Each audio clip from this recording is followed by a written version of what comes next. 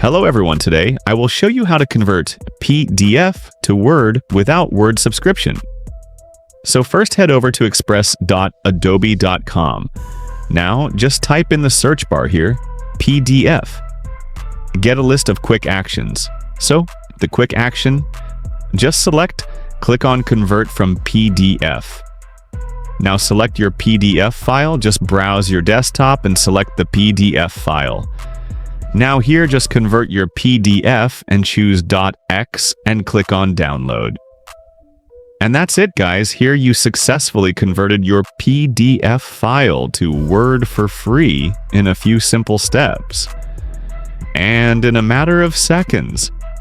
So if you found this video helpful, so just don't forget to like and subscribe.